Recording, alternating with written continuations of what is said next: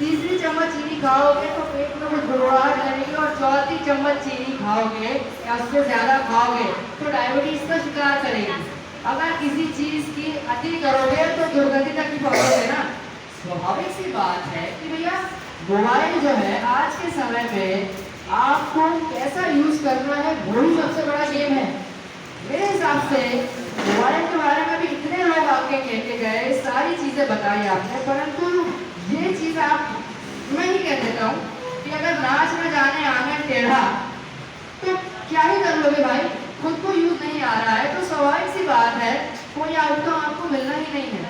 आप देख लीजिए, आप लोगों ने जमाने भर के लोगों की चीज गिनाई, आज के समय में मोबाइल एक बहुत ही हमारे सारे देश के सबसे प्रमुख शिक्षकों में से एक श्री खान साहब, उन्होंने जाने अनजाने में अपने गरीबी की हालात को देखते हुए मोबाइल से क्लास लगाना शुरू की थी, क्योंकि उनमें पढ़ने का जज्बा था, पढ़ाने का जज्बा था।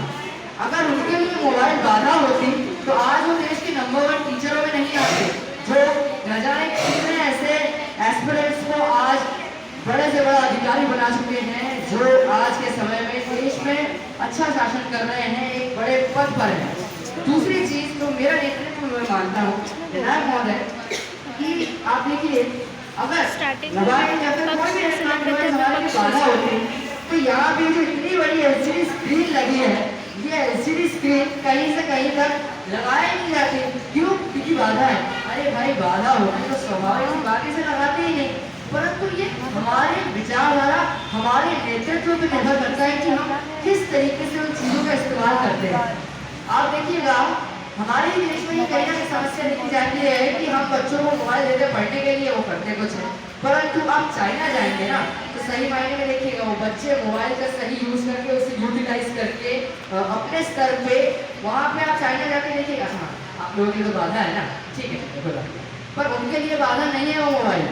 वो वहाँ से कोई ना कोई ज्ञान की चीज देखते हैं, सीखते समझते हैं। वहाँ का छोटा 5-7 साल का बच्चा भी कोई नया सॉफ्टवेयर डेवलप कर रहा है, कोई ना कोई IT सेक्टर में अच्छी चीजें बना रहा है।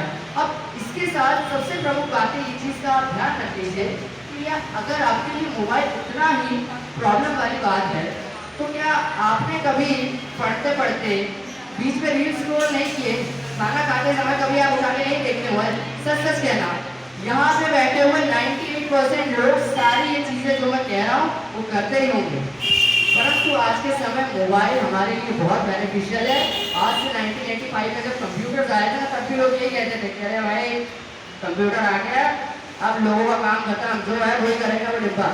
बिल्कुल नहीं, उस डिब्बे से रिसोर्सेज बनाया, उस मशीनरी ने कई लोगों को रोजगार दिए। जहाँ एक व्यक्ति की जरूरत थी उस पैसे लाने के बाद, उस मशीन को लाने के बाद कम से कम 25 लोगों की जरूरत पड़ी। एक शहर में हुई तो देखते देखते न जाने हमारे देश के कितने शहरों में हुई, जिसके कारण रिसोर्स बढ़े और हमारे लिए बेनिफिशियल है। ट्वीट करता हूँ निर्णायक महोदय, आप सभी और पीछे विद्यार्थी शिक्षक, मेरी बात आपको समझ में आई होगी। धन्यवाद।